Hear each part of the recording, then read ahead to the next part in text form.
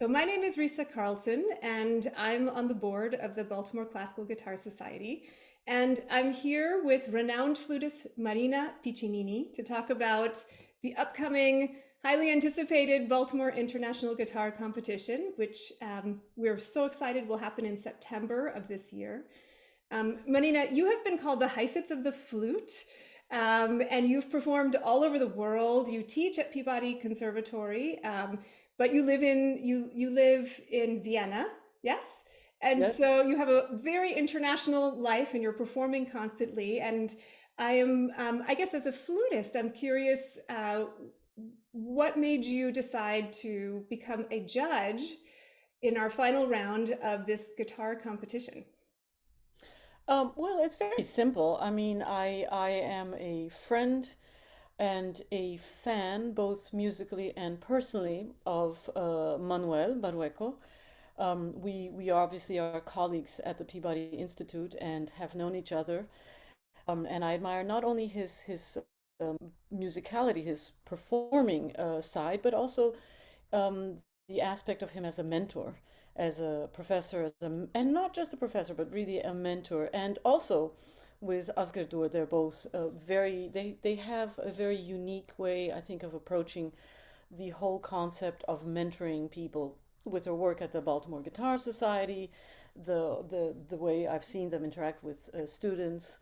Um, so I think that, being a fan personally and musically, and then also realizing that these are two people that work together within the Guitar Society as well with everybody, and are able to bring such a depth of a standard, actually, to what they do. It made me realize that this is an exciting thing. It will be a great competition.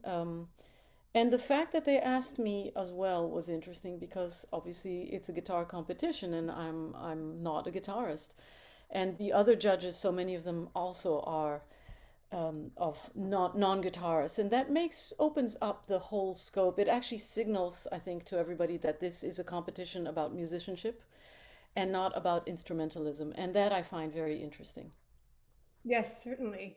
Another feature of the competition, which is unusual in the guitar world, but perhaps not so unusual in the orchestra world, is the fact that the entire competition until the final day will be blind judging. So judges will not see the competitors.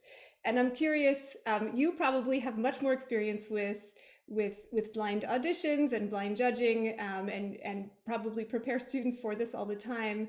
And I'm curious what you have noticed, how that has changed the results or the outcomes.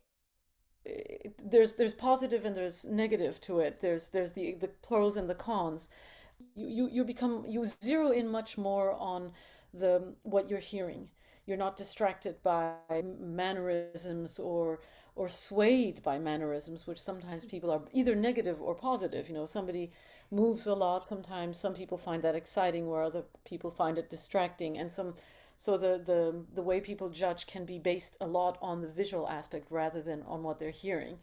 But ultimately, at the last stage, it is important to have everything, because you have to recreate a realistic situation. You're not going to be performing concerts behind a screen, so you need to have the whole package. So I think it's a very interesting way of approaching it. I think it certainly helps in the first rounds to perhaps sift through and be more focused on just the musicality of what's coming out.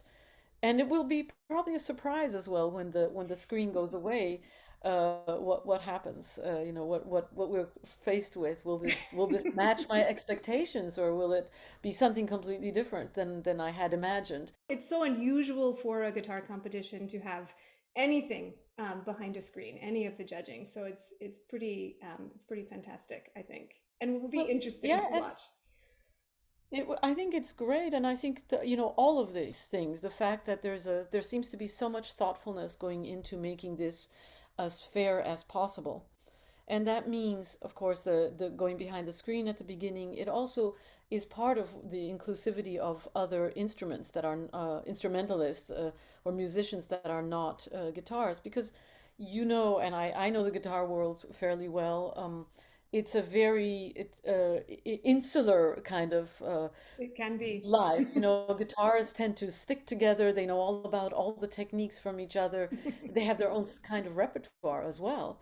You know, there is a really guitar repertoire, which doesn't always translate to what a violinist would be playing. I mean, of course, Paganini would, you would understand that, but and I, as a flutist, play a lot with guitar, so I do know a lot of that repertoire. But you know, not everybody will. So I think that the fact of having musicians who are not guitarists judge, that means the focus is again on the overall musicality, and it makes it more fair. It's not about a certain school of playing. You know, you represent the school and I like that, so I'm voting for my school of playing. It's it really it broadens the horizon, and I think that that's a something that more and more competitions are doing as well, because we're realizing we have to be globally fair. Well, Marina, I would like to thank you for speaking with me today. And the Baltimore International Guitar Competition is taking place September 20th to the 25th. And we look forward to seeing you behind a screen until the very final day. Yes, well, and so we look forward to seeing you in September. Perfect. Thank you so much. Thank you. It was a pleasure to talk.